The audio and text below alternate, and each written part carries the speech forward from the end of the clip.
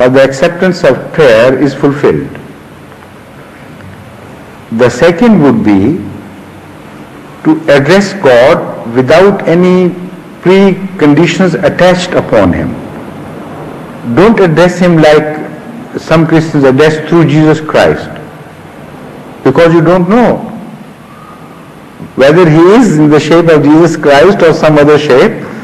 So divide your concept of God of every other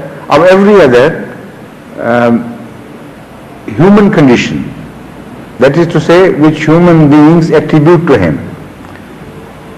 Just pray to Him as one being, that's all, as one existence, as responsible for creation. So reduce His concept to the minimum fundamentals and then address Him. Say, if you had a son, let me know. If it is vital for my deliverance from the shackles of life, of this worldly life, then let me know of this. I don't know anything. I have not witnessed anything. I am ready to follow you wherever you lead me. If you are the God who got Himself revealed to Prophet Muhammad, peace be upon him, then lead me to yourself. If you are the God who is represented today by some Muslim sect, then lead me to that sect and through him to you, or directly to you and then you lead me to that sect, whatever you please. So don't lay any preconditions in that prayer. Just like a simple, honest child, you speak out to your mind to him in the plainest possible words, but try to be sincere, try to be honest, and try to be pathetic in a way. Pathetic in the sense that you tell him your plight is very sorry. Without his guidance, without his light, you will be in total darkness, probing for something which you can't reach. So it's highly essential that Allah may lead you. So if you pray in this style and this manner and continue to do so, I assure you that Allah would lead you, because it is very clear promise made by Him in the Holy Quran, and I believe in it. I have experienced this. I have known people who have gone through the same process and were led ultimately by God to Himself. Excuse me, about that, any individual should pray himself and ask God to direct him towards himself. You know that is about 14th century Islam came about, and the other religion more than that. And there are a lot of Muslim people living in this world, a lot of Christians living in this world. I believe more than half of them are so sincere to God, and they do practice more than me. And they Who told you this? Because the way of life of all the people on earth does not smack of sincerity at all, does not have any flavor of sincerity at all, because with sincerity to God, your treatment of human beings, your own way of life must change. Where is peace? Tell me one country, show me one country following any religion where you find true peace established, where man is at one with his Creator and also sincere to his fellow beings and wishes well of others. Every country is now full of crime, and this is on the increase. With the passage of time, the moral situation of mankind is deteriorating in every department of the field, in every region, in every denomination, everywhere the moral standard is going downhill. And in the political life, it is going down the gutter. In fact, you can't trust any world government as far as their morals are concerned.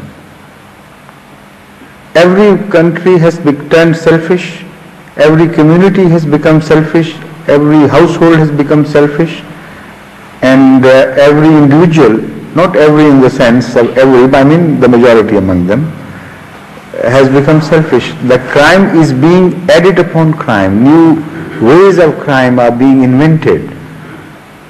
In this country, which is a very peaceful country as compared to many countries of the world, and looking from outside, from some distance, it looks like a heaven on earth. People seek shelter here more often than seek shelter anywhere else. And this country takes pride in giving shelter to others who stand in real trouble and need. Yet, you know, one crime alone, for instance, the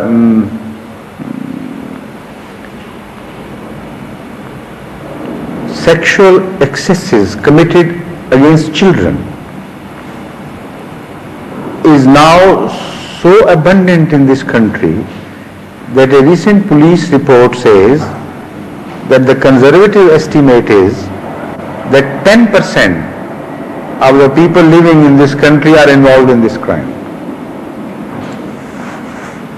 One chief of the section, which was a newly created section, to go into it, he gave an interview and he said that when we started investigating into these things, we had absolutely no idea what was happening behind these peaceful curtains in the streets of London and streets of Sheffield and other places. So when we started investigating, then we were horrified, we were overwhelmed by not only the incidence of crime, but the extent of crime, the nature of crime. He said, I can say it with full assurance and confidence that in every city of England, at least 1/10 of each house in every street is an arena for such crimes. And you don't know how many children are suffering in every street of London or other towns of the country each night. So he prepared a list and he showed a list of some small area, and the number was absolutely, enormous. One couldn't believe one's ears that this could happen. And that is not all. That is just one small direction. The crime of drug addiction and those who are behind it, and the rate of its spread, and the crimes evolving from this crime. All this, does it convey the message to you that every person who believes in the any religion is sincere and he really loves God and he wants to reach Him and he prays in all sincerity?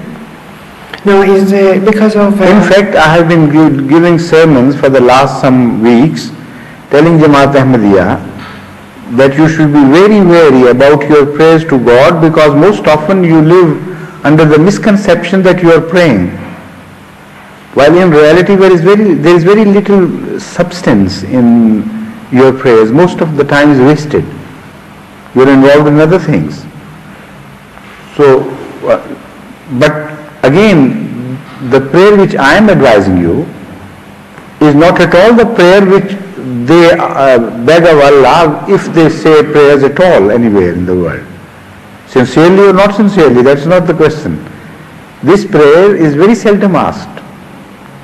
How many are there among Christians who would one day start praying to Allah that if you write us to yourself, even if we have to abandon Christianity, we will do that.